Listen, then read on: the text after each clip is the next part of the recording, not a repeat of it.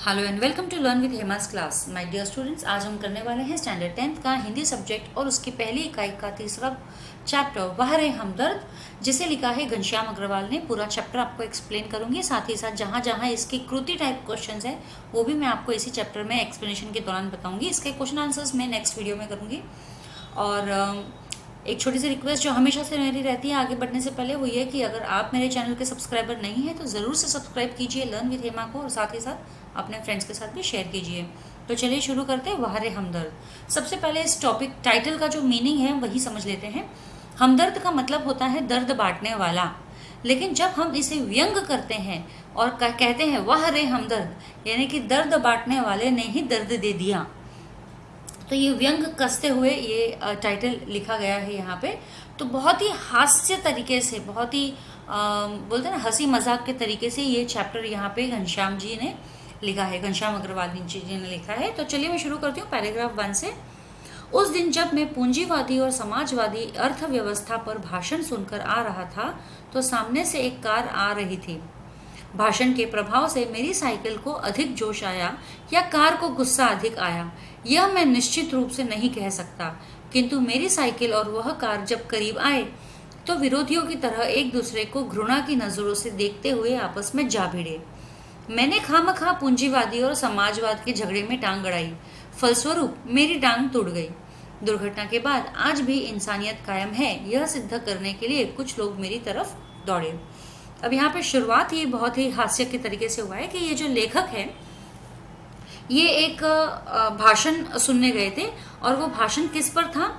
पूंजीवादी और समाजवादी। पूंजीवादी यानी कैपिटलिस्ट लोगों की बात में उनके ऊपर स्पीच था, और समाजवादी यानी सोशलिस्ट लोगों का।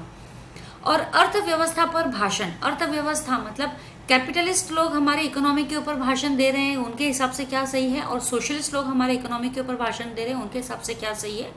ये वो भाषण वहां पे सुन के आ रहा था। अब जब वो सुनकर रिटर्न हो रहा था तो जब वो तो साइकिल चला रहा था, सामने से कार आ रही थी। अब इसे ये समझ में नहीं आ रहा है कि वो स्पीच सुनकर ये जोश में था कि कार को गुस्सा आ रहा था कि दोनों आपस में भिड़ गए। तो ये यहाँ पे हंसी का ही एक किस्सा है। अब वो एक्सीडेंट हुआ है, लेकिन एक्सीडेंट को किस तरीके से व्यंगात्मक तरीके से वो लिख रहे हैं, वो कह रहे हैं कि या तो भाषण सुनने के बाद मेरी साइकिल को अधिक जोश आ गया, या तो वो कार ज़्यादा गुस्से में थी। जो भी था, या तो मेरी साइकिल को जोश आया या तो कार गुस्से में थी। नतीजा ये हुआ कि दोनों की आपस में भिड़त हो गई, दुश्मनों की तरह। तो जब ये दोनों ही करीब आए तो विरोधियों की तरह यानी दुश्मनों की तरह वो एक दूसरे पर घृणा की नजरों से देखते हुए आपस में भिड़ गए, मतलब एक दूसरे को नफरत से देखते हुए आपस में भिड़ गए। जब कोई दुश्मन रहते हैं तो आपस में नफरत ही करते हैं, नफरत करते हैं तो उनके बीच में लड़ाई झगड़े तो आम बात है। तो ये कार और साइकिल जो है आपस में जा भिड़े, यानी कि टकरा गए, उनके बीच में उनका एक्सीडेंट हो गया आपस में टकराने से। तो बेचारा लेखक कहता है कि मैंने खामखा ही पूंजीवादी और समाजवादी के झगड़े में टांग अड़ाई, यानी कि मुझे है ना इतना सुना तो सुना, लेकिन इसको अपने ऊपर हावी नहीं होने देना चाहिए था, क्योंकि मैंने इन भाषण को अपने ऊपर हावी होने दिया, इसीलिए मैं गुस्से में आया और मैं उस कार से जाके जा भिड़ा।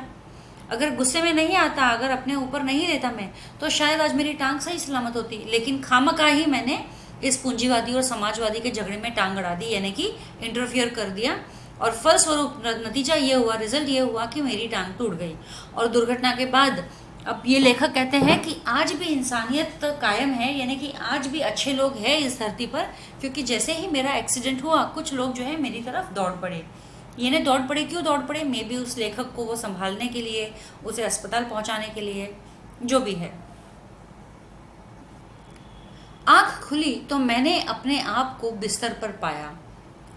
इर्द गिर्द कुछ परिचित अपरिचित चेहरे खड़े थे। आंख खुलते ही उनके चेहरों पर उत्सुकता की लहर दौड़ आई। मैंने कराहते हुए पूछा, मैं कहाँ हूँ? अब लेखक का तो एक्सीडेंट हो गया, ठीक है, लोग दौड़ पड़े उन्हें देखने के लिए, संभालने के लिए। तो जब लेखक की आंख खुली, यानी कि वो एक्सीडेंट के बाद बेहोश हो गए थे, और अब जब उन्हें होश आया, उनकी आंख खुली, तो उन्होंने देखा कि वो एक बिस्तर पे लेटे हुए हैं, और इर्द गिर्द यानी कि आजू बाजू कुछ परिचित अपरिचित चेहरे खड़े हैं। परिचित मतलब जान पहचान वाले, जिन्हें वो जानते हैं, और अपरिचित यानी जिन्हें वो नहीं जानते हैं। ऐसे लोग खड़े थे। तो आंख खुलते ही उनके चेहरों पर उत्सुकता की लहर दौड़ाई। अब जैसे ही मेरी आंख खुली तो सभी के चेहरे जैसे मानो कुछ मुझसे पूछना चाह रहे हो, बहुत खुश हो गए हो कि मैं जिंदा हूँ, बच गया हूँ।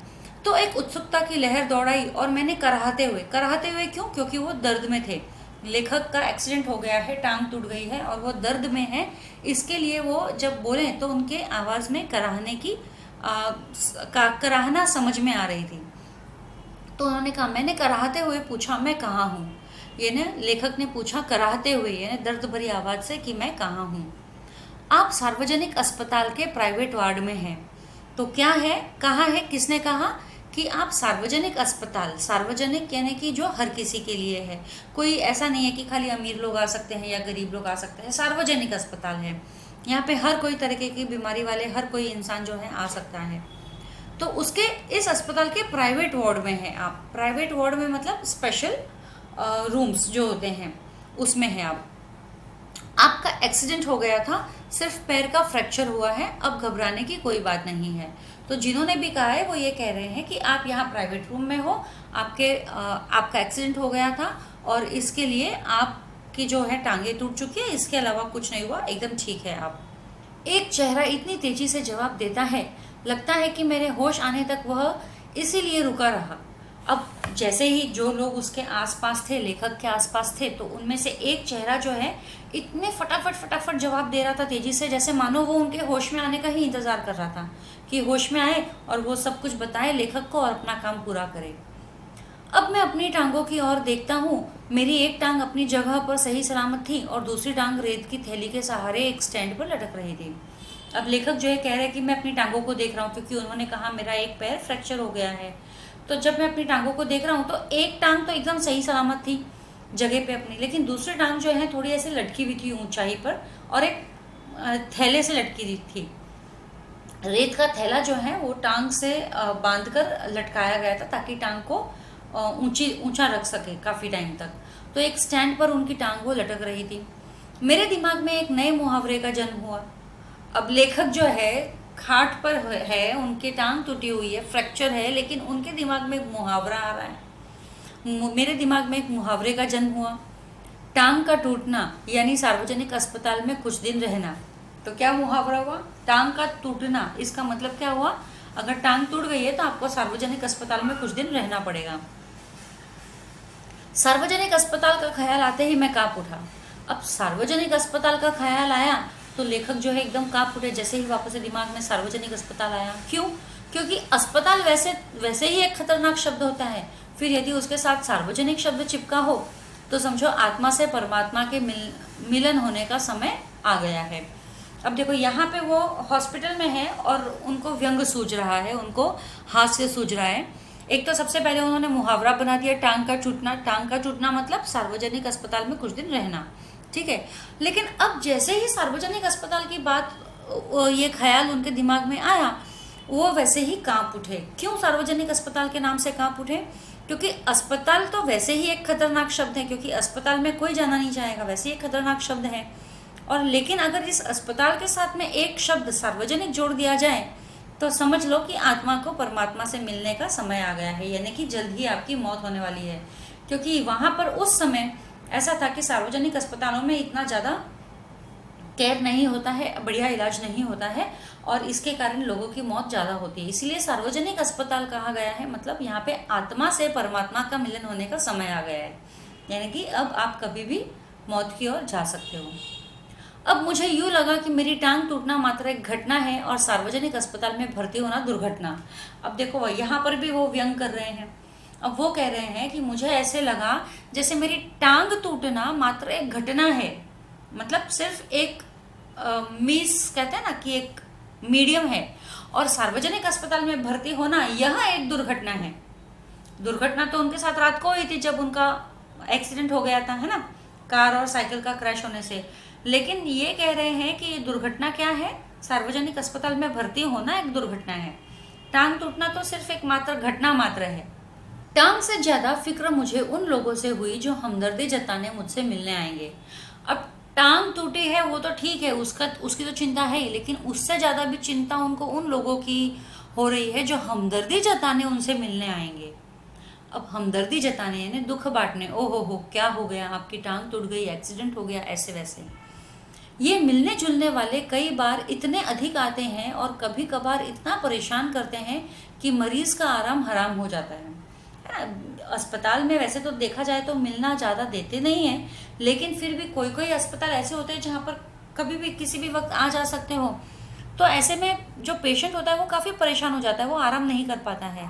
तो इसीलिए वो कहते हैं कि कई बार तो मिलना जुलना इतना ज़्यादा अधिक हो जाता है कि परेशानी होने लग जाती है और मरीज का आराम जो है हराम हो जाता है, यानी मरीज बिल्कुल भी आराम नहीं कर पाता है इन मिलने जुलने आने वाले लोगों की वजह से।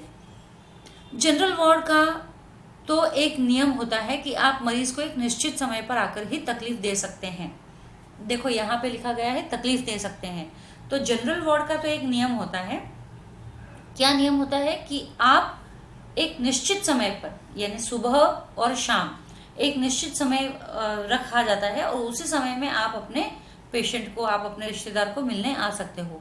लेकिन प्राइवेट वार्ड की बात करें तो यह तो खुला निमंत्रण है कि हे मेरे परिचितों, रिश्तेदारों, मित्रों, आओ, जब भी चाहो आओ, चाहे जितनी देर रुको, समय का कोई पाबंद नहीं, समय का कोई बंधन नहीं है, अपने सारे बदले लेने का यही सही वक्त है। यानी कि अगर आप प्राइवेट वार्ड में हैं तो आपके लिए कोई समय की बंदिश नहीं है। इसका मतलब ये हुआ कि आपके जितने भी चिर परिचित लोग हैं, रिश्तेदार हैं, मित्र हैं, उन सभी को आप एक साथ में भी बुला सकते हो और चाहे जितनी देर चाहो वो रुका सकते हो, समय का कोई बंधन नहीं है। और यही समय है, आप अगर आप प्राइवेट वार्ड में भर्ती हो गए हो तो जितने भी आपके रिश्तेदार, मित्र वगैरह सभी है वो सब आपसे बदला लेने के लिए आ जाएंगे। अब इनका कहने का मतलब है कि वो विचार मतलब उनकी पूछताछ करने आएंगे, लेकिन लेखक कहते हैं कि वो पूछताछ कम और बदला ज़्यादा लेते हैं। अब किस तरीके से बदला लेते हैं, कैसे परेशान करते हैं, वो हम देखते हैं। बदले का बदला और हमदर्दी की हमदर्दी, मिलने वालों का ख्याल आते ही मुझे लगा मेरी दूसरी टांग भी टूट गई है। अब ये देखो, ये कहते हैं कि बदले का बदला यानी कि एक तरह से बदला भी हो गया और हमदर्दी की हमदर्दी यानी हमदर्दी भी जता दी, यानी अपना बदला भी ले लिया और हमदर्दी भी जता दी। तो मिलने वालों का ख्याल आते ही मुझे लगा कि मेरी दूसरी टांग भी टूट गई। अभी तक तो एक ही टांग टूटी हुई है, एक तो सही सलामत है, लेकिन जैसे ही लेखक के मन में ख्याल आया कि अब ये मिलने वाले आएंगे और ज़्यादा मैं परेशान होऊंगा, तो उन्हें लग रहा है कि जैसे मानो मेरी दूसरी टांग भी टूटी गई है। मुझसे मिलने के लिए सबसे पहले वे लोग आए जिनकी टांग या कुछ और टूटने पर मैं कभी उनसे मिलने गया था। अब देखो, टिट फॉर टैट, अगर कोई बीमार होता है, आप उनसे मिलने जाते हो, तो जब आप बीमार होगे वो भी आपसे मिलने आएंगे, है ना। अगर आपने कुछ उनके लिए किया है तो वो भी आपके लिए करेंगे। तो ये लेखक कह रहे हैं कि मुझसे मिलने के लिए सबसे पहले वे लोग आएंगे जब जिनकी टांग या और कुछ टूटा था, तब मैं उनसे मिलने गया था। तो वो सब आए, मानो वो इसी दिन का इंतजार कर रहे थे कि कब मेरी टांग टूटे और कब वे अपना एहसान चुकाए। मतलब ये हद हो गई है कि कोई किसी से मिलने आता है तो क्या एहसान चुकाने आता है। तो वो यही कह रहे हैं कि जब मेरी टांग टूटी तो मानो वे लोग इसी दिन का इंतजार कर रहे थे जब मैं उनसे मिलने गया कि कब इसकी टांग टूटे और कब हम इससे मिलने जाए और अपना हिसाब पूरा कर लें। इनकी हमदर्दी से यह बात खास छिपी रहती है कि देख बेटा, वक्त सब पर आता है। अब ये जो लोग हमदर्दी जताने आते हैं तो उनके दिमाग में एक खास बात छिपी रहती है। वो क्या कि देखो बेटा, वक्त सब पर आता है, बुरा वक्त सब पर आता है। यानी कि आज तुम हमसे मिलने आए हो, कल हम तुमसे मिलने आएंगे। आज हमारा वक्त बुरा है तो कल हो सकता है तुम्हारा वक्त भी बुरा आए। तो ये बताना चाहते हैं, ये जो हमदर्दी वाले पहले वाले जो लोग हैं कि जब उनकी टांग टूटने पर लेखक गए थे तो अब लेखक की टांग टूटी है तो ये लोग आए हैं। मानो ये बताना चाहते हो कि सभी का ऐसा वक्त एक ना एक बार तो आता ही है। दर्द के मारे एक तो मरीज को वैसे ही नींद नहीं आती, यदि थोड़ा बहुत आ भी जाए तो मिलने वाले जगा देते हैं, खास करके वे लोग जो सिर्फ औपचारिकता निभाने आते हैं। उन्हें मरीज से हमदर्दी नहीं होती, ये सिर्फ सूरत दिखाने आते हैं। ऐसे में एक दिन मैंने तय किया कि आज कोई भी आए मैं आंख नहीं खोलूंगा, चुपचाप पड़ा रहूंगा। ऑफिस के बड़े बाबू आए और मुझे सोया जानकर वापस जाने के बजाय वे सोचने लगे कि यदि मैंने उन्हें नहीं देखा तो कैसे पता चलेगा कि वे मिलने आए थे। अंततः उन्होंने मुझे धीरे धीरे हिलाना शुरू किया। फिर भी जब आंखें नहीं खुली तो उन्होंने मेरी टांग के टूटे हिस्से को जोर से दबाया।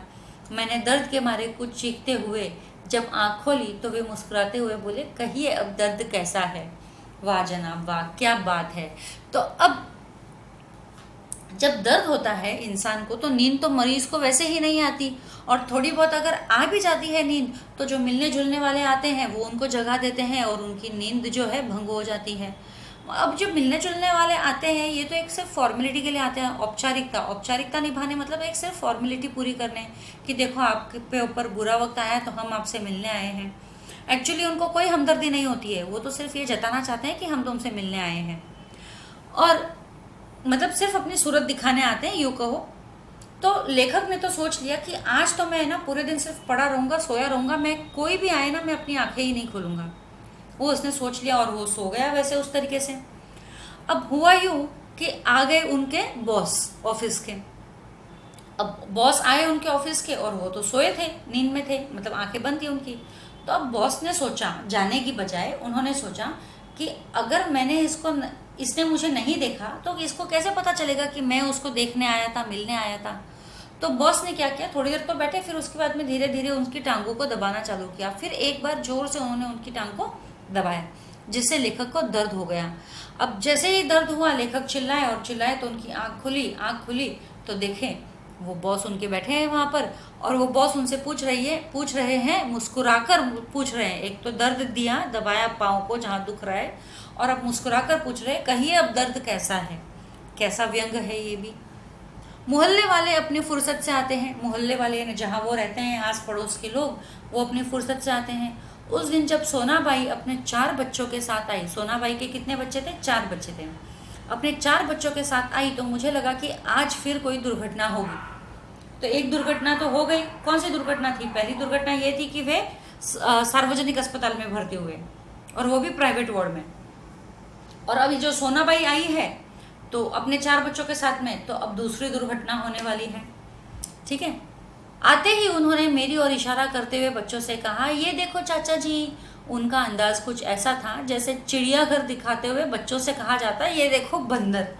तो कितना मज़ा आ रहा है यहाँ पे ये पाठ पढ़कर। तो वो सोनाबाई जो आई है वो अपने बच्चों के साथ जो आई है, अपने बच्चों को कह रही है लेखक को दिखाते हुए कि ये देखो चाचा जी, और इस अंदाज में कह रही है जैसे मानो कोई जू में लेके जा रहे हैं और बच्चों को दिखा रहे हैं, ये देखो बंदर। यानी वो अपनी तुलना जो है बंदर के साथ कर रहे हैं।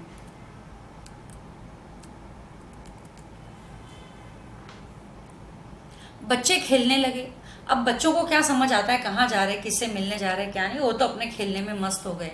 ठीक है। एक कुर्सी पर चढ़ा तो दूसरा मेज पर। 4 बच्चे थे ना, अब देखो कौन कहाँ कहाँ चढ़ा। एक चढ़ गया कुर्सी पर, एक चढ़ गया मेज पर, मेज यानी टेबल। एक चेयर पे चढ़ा, एक टेबल पे चढ़ा। सोनाबाई की छोटी लड़की दवा की शीशी लेकर कथकली डांस करने लगी। उनकी जो छोटी लड़की थी उन्होंने मेरी मेडिसिन की बोतल जो है हाथ में ले ली और वो कथकली डांस करने लगी, भरतनाट्यम टाइप में कुछ। रप रप की आवाज़ ने मेरा ध्यान बटाया। अब जब रप रप की आवाज़ हो रही थी तो किस चीज़ की आवाज़ हो रही है, इससे मेरा ध्यान थोड़ा भटका। तो क्या देखता हूँ कि सोनाबाई का एक लड़का मेरी टांग के साथ जो लटक रही रेत की थैली है उस पर बॉक्सिंग की प्रैक्टिस कर रहा है। तो अब देखिए 4 बच्चे आए हैं, एक चेयर पर है, एक टेबल पर है, एक दवाई की बोतल लेकर कथकली कर रही है, और एक बच्चा जो है उनके टांग से जो एक रेत की थैली जो लटक रही थी वो थैली के साथ वो बॉक्सिंग कर रहा है। वाह, मिलने आए हैं उनके साथ में ऐसा व्यवहार हो रहा है। मैं इसके पहले कि उसे मना करता, सोनाबाई की लड़की ने दवा की शीशी पटक दी। अब इससे पहले कि मैं उस लड़के को, जो चौथा बच्चा था जो मेरी पैरों से लटक रही रेत की थैली के साथ कुश्ती कर रहा था, इससे पहले कि उस लड़के को मना करता, सोनाबाई की जो बेटी थी जिसके हाथ में दवा की शीशी थी उसने वो दवा की शीशी तोड़ दी कथक करते करते। सोनाबाई ने एक पल लड़की को घूरा, फिर हंसते हुए बोला, भैया पेड़े खिलाओ, दवा गिरना शुभ होता है, दवा गई समझो बीमारी गई। अब वो सोनाबाई ने पहले तो थोड़ी देर उस लड़की को घूरा और फिर दूसरे ही पल वो हंसने लग गई, और हंसकर वो लेखक को बोलने लगी कि वाह वाह वाह वाह, दवाई की शीशी गिर गई है, इसका मतलब आप जल्द ही जल्द ठीक होने वाले हो, आपकी बीमारी दूर होने वाली है, तो लाओ इसी बात पे पेड़े खिलाओ। इसके 2 घंटे बाद सोनाबाई गई। अब ये सब होने के बाद भी, इतना सब कांड होने के बाद में उसके 2 घंटे तक सोनाबाई उधर ही बैठी थी, और फिर बाद में वो गई यह कहकर कि फिर आऊंगी। मैं भीतर तक कांप गया। और ये सोनाबाई गई तो गई, साथ में ये भी बोल के गई कि मैं फिर आऊंगी। तो लेखक तो है ना जो भीतर तक कांप गई कि भाई क्यों आना है, क्यों आना है, नहीं आना है ना। कुछ लोग तो औपचारिकता निभाने की हद कर देते हैं। औपचारिकता यानी फॉर्मेलिटीज। कुछ लोग तो फॉर्मेलिटीज निभाने की हद कर देते हैं, विशेषकर वे रिश्तेदार जो दूसरे गांव से मिलने आते हैं। अब औपचारिकता निभाने के लिए कुछ लोग इतनी हद कर देते हैं कि वो दूसरे गांव से तक ट्रैवल कर लेते हैं फॉर्मेलिटी करने के लिए कि भाई अरे फलाना बीमार है तो उनसे मिलने जाना है। ऐसे में एक दिन एक टैक्सी कमरे के सामने आकर रुकी। तो अब क्या हुआ, एक टैक्सी जो है कमरे के सामने आकर रुकी। उसमें से निकलकर एक आदमी आते ही मेरी छाती पर सिर रखकर औंधा पड़ रोने लगा और कहने लगा, हाय तुम्हें क्या हो गया, कार वालों का सत्यानाश हो। मैंने दिल में कहा कि मुझे जो हुआ सो हुआ, पर तू क्यों रोता है, तुझे क्या हुआ। वह थोड़ी देर मेरी छाती में मुंह गड़ाए रोता रहा, फिर रोना कुछ कम हुआ तो उसने मेरी छाती से गर्दन हटाई और जब मुझसे आंख मिलाई तो एकदम चुप हो गया। अब यहाँ पे ये जो रिश्तेदार है, जो अब पता नहीं क्या है कौन है, ये आए एक टैक्सी में और आते ही कमरे में आकर जब रुके तो वो लेखक की छाती पर सर रखकर जोर जोर से रोने लगे, औंधा पड़ रोने लगे, मतलब अपना मुंह छुपाकर नीचे रखकर रोने लगे और कहने लगे, अरे तुम्हें क्या हो गया, कार वालों का सत्यानाश हो। क्योंकि कार से एक्सीडेंट हुआ था, कार की वजह से टांग टूटी है, तो बोले कार वालों का सत्यानाश हो। मेरे दिल ने कहा कि मुझे जो हुआ वो हुआ, लेकिन अब तुम क्यों रो रहे हो, तुमको क्या हुआ। मतलब मुझे तो जो हुआ वो हुआ, बट तुम क्यों रो रहे हो, तुमको क्या हुआ। और थोड़ी देर बाद में जब उसने मेरी छाती से मुंह हटाया रोते रोते, और फिर जब चुप हुआ, उसका रोना कुछ कम हुआ, तो उसने मेरी ओर देखा, आंख मिलाई और फिर एकदम चुप हो गया। फिर धीरे से हंसते हुए बोला, माफ करना मैं गलत कमरे में आ गया था। अब इतनी देर तो सीना पकड़कर रो लिया और फिर अब कहता है कि माफ करना मैं गलत कमरे में आ गया, यानी गलत इंसान के सामने आके वो रोने लग गया। क्या इंसान है भाई, देखा भी नहीं किसके सामने जा रहा है और रोने लग गया पकड़ के। फिर धीरे से हंसते हुए बोला, माफ करना मैं गलत कमरे में आ गया था। आजकल लोग ठीक से बताते भी तो नहीं है, अब ठीक से पूछते तो बताते लोग। तो वो खुद ही वो जो बंदा है कहने लगा कि आजकल लोग ठीक से बताते नहीं है, पता नहीं किससे पूछा होगा। गुप्ता जी का कमरा शायद बगल में है। मतलब वो किन से मिलने आए थे ये रिश्तेदार, जो भी है गुप्ता जी से, और गुप्ता जी का कमरा शायद उनके बगल में था, लेखक के बगल में था। हे अच्छा भाई माफ करना। और हंसते हुए, एकदम बेशर्मों की तरह हंसते हुए वो कहने लगे, अच्छा भाई माफ करना, मैं जाता हूँ, कहकर वह चला गया। अब वही रोने की आवाज सुनकर मुझे पड़ोस के कमरे में सुनाई पड़ी। अब जो इतनी देर पहले वो लेखक के ऊपर सर रखकर रो रहा था, अब ऐसी ही सेम आवाज उसको वो पड़ोस के कमरे में आने लगी, क्योंकि वो अब वहां जाके उनके सर पे, उनके सीधे पर सर रखकर रोने लग गया जोर जोर से। मुझे उस आदमी से अधिक गुस्सा अपनी पत्नी पर आया, क्योंकि इस प्रकार रोता देख पत्नी ने उसे मेरा रिश्तेदार या करीबी मित्र समझकर टैक्सी वाले को पैसे दे दिए थे। अब उस आदमी पर तो मुझे गुस्सा आ ही रहा था, लेकिन उस आदमी से ज़्यादा गुस्सा मुझे अपनी बीवी पर आ रहा था। क्यों? क्योंकि वो आदमी जब इतना रो रहा था मुझे देखकर, तो मेरी बीवी को लगा कि ये कोई मेरा रिश्तेदार होगा, करीबी मित्र होगा, तो मेरी बीवी ने जाके उसके ऑटो के पैसे दे दिए। तो उस पर गुस्सा आया मुझे। हमदर्दी जताने वालों में वे लोग ज़रूर आएंगे जिनकी हम सूरत भी नहीं देखना चाहते। अब वापस से वही बात है, हमदर्दी जताने के लिए ऐसे लोग भी आते हैं जिनकी हम सूरत भी नहीं देखना चाहते हैं, यानी जिनको हम एक आंख देखना पसंद नहीं करते। हमारे शहर में एक कवि हैं श्री लपकानंद। कौन है कवि? कवि का नाम क्या है? श्री लपकानंद। अब ये जो है कह रहे हैं ऑथर, जो राइटर जो कह रहे हैं लेखक, कि हमारे शहर में एक कवि है श्री लपकानंद। अब लपकानंद नाम ही है कि लूम जाना, मतलब किसी के पीछे पड़ जाना, चिपक जाना किसी के साथ में। उनकी बेतुकी कविताओं से सारा शहर परेशान है। बेतुकी कविताएं बोलते हैं, मतलब जिसके ना हाथ है, ना पैर है, ना सर है, मतलब कोई स्टार्ट नहीं प्रॉपर, कोई एंड नहीं, ऐसे ही फालतू की कविताएं वो बोलते हैं। तो उनकी इन कविताओं से सारा शहर परेशान है। मैं अक्सर उन्हें दूर से ही देखकर भाग खड़ा होता हूँ।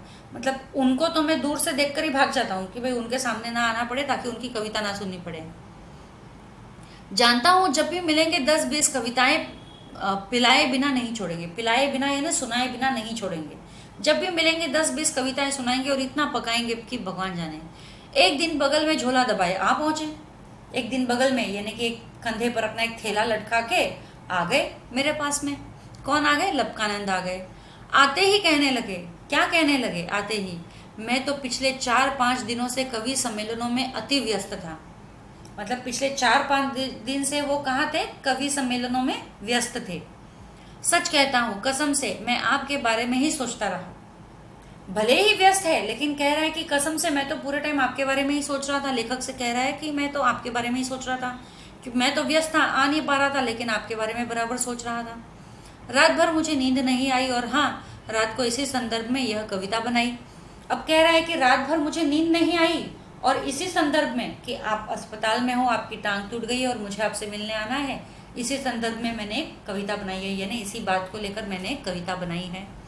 यह कहकर झोले से डायरी निकाली और लगे सुनाने। मतलब उनके जो कंधे पर जो झोला लटक रहा था, उस झोले में से एक डायरी निकाली और वो लगे सुनाने कविता।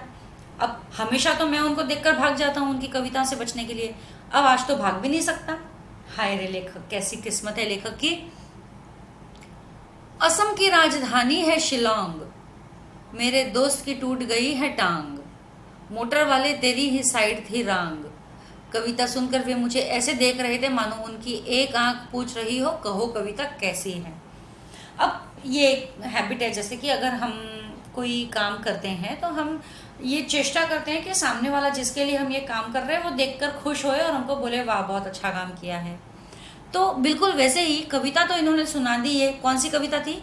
असम की राजधानी है शिलांग, मेरे दोस्त की टूटी है टांग, मोटर वाले तेरी ही साइड थी रांग। अब ये इसको कविता बोलते हैं। तो डेफिनेटली ऐसी कोई कविता अगर मुझे सुनाएगा तो मेरा भी सुनने का मन नहीं करेगा। तो वो कविता तो सुना दी उन्होंने और अब वो एक आंख से मुझे देख रहे हैं। लेखक कहते हैं कि एक आंख से मुझे देख रहे हैं, इस नजरों से देख रहे हैं जैसे मानो पूछ रहे हो कि कहो कविता कैसी लगी। और दूसरी आंख पूछ रही हो, बोल बेटा अब भी मुझसे भागेगा। अब एक आंख तो पूछ रही है बोलो कविता कैसी लगी, और दूसरी आंख पूछ रही है और बेटा अब भी भागोगे। यानी लपकानंद जी को बराबर पता था कि ये लेखक जो है हमेशा मुझसे भागते रहते थे, मेरी कविता नहीं सुनना चाहते थे, लेकिन अब कहाँ भागेंगे, अब तो सुनना ही पड़ेगा। तो देखो ये व्यंग किस तरीके से आ रहा है।